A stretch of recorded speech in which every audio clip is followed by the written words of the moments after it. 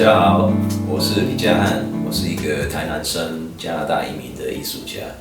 Self-Portraits of Formosa to me is like an open window to Taiwanese people living abroad and our experiences, our complicated relationship to culture and self-identity, and also who we are uniquely as individuals.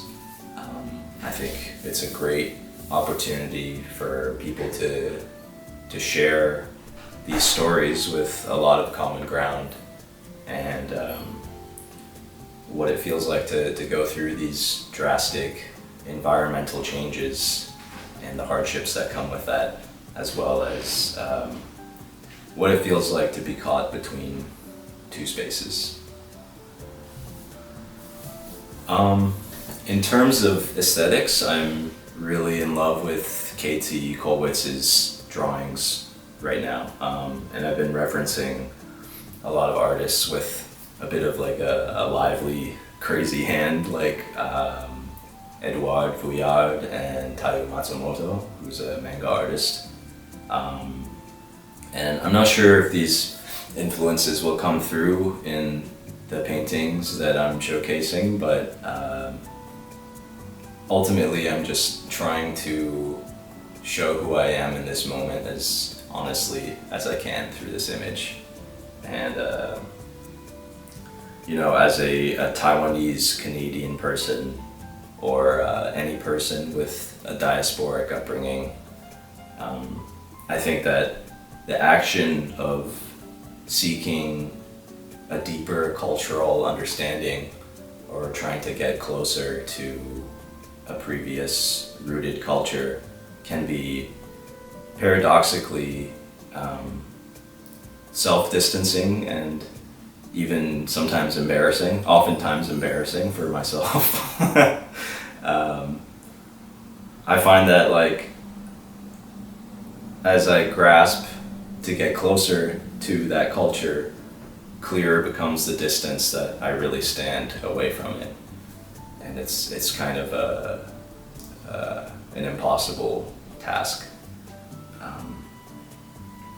But despite this, I still continue forward and enjoy my efforts in learning more about Taiwanese culture and the language, and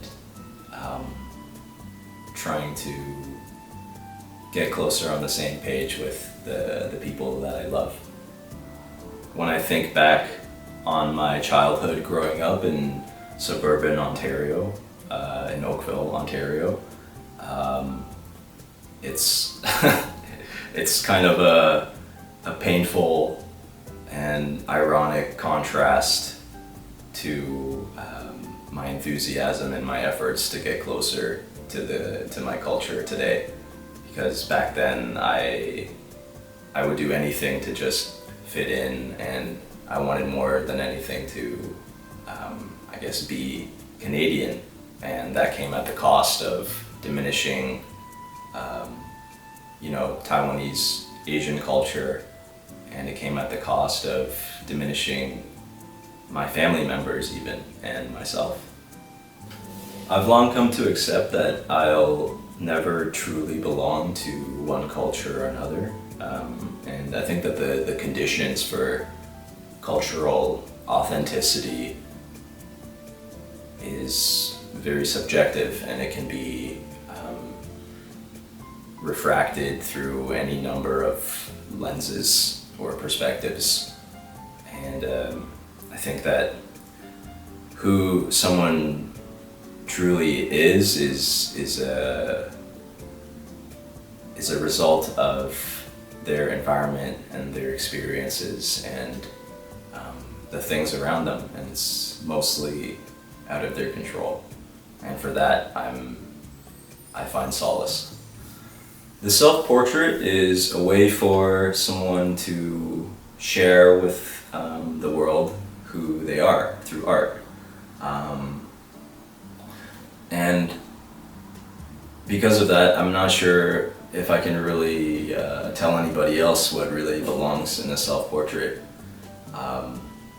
other than themselves. I mean, even a painting without the artist present can be a self-portrait, like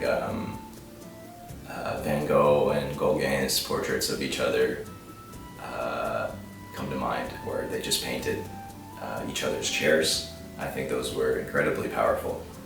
I would say maybe honesty or vulnerability are two qualities that come in mind, but even if the artist chooses to put up barriers or layers of walls between themselves and the viewer inside of the painting, I think the presence of that barrier in itself can be a very honest message about who the artist is. So yeah, I think it depends. I will say that I really enjoy self-portraits or portraits in general with a lot of the environment included around the figure. I love when a portrait includes the life lived around the person, you know, their objects, the room that they're in, and just the whole mood and energy of the environment and the things that they inhabit around them. I think can say a lot about who this person is at the time, or who they were, or who they will be. And my favorite pieces of art tend to be ones that can stand on their own and can be understood without any external context. And I think having like small clues or internal contexts within the painting can be really interesting and also very rewarding for viewers who decide to spend their time with the painting. Culture, history, and language are all fundamental to how we view ourselves.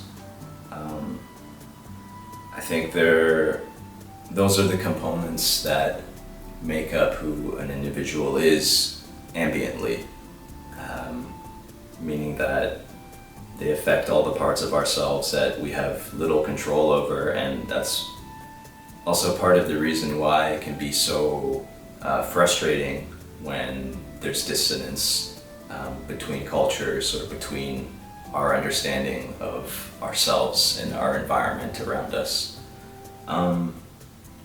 But interestingly enough, I think we can also affect our self-perception by proactively trying to seek a deeper understanding of our culture, and that can be a good thing or a bad thing, depending on your thoughts about it or how you feel about it. For me, it's mostly a good thing. Coming from a working class family, I feel incredibly privileged to be making a living as a first generation Taiwanese artist, or Taiwanese Canadian artist. I think that making art is really a privilege in our world today, and I'm able to do so thanks to everybody who came before me, all my family who's made sacrifices along the way, and I'm really lucky to be able to share a similar story to so many other people like me, and hopefully I'm able to connect with people through this art that I'm making, and help shape how we make sense of the world and of ourselves through art.